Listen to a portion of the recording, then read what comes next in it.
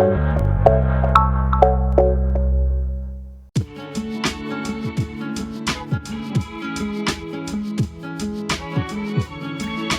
guys, welcome back to Landscape Alert, where this week we are going to see the before and after to a project that I worked on.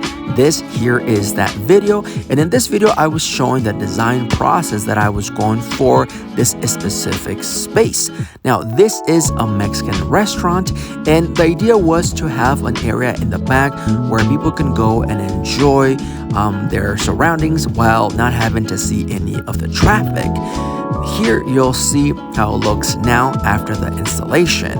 If you are new to this channel, I focus mainly on design, especially to have an idea as to what you want to do with your landscape. Our motto here is Dream Design Create, and with that, don't forget to subscribe. Enjoy the video.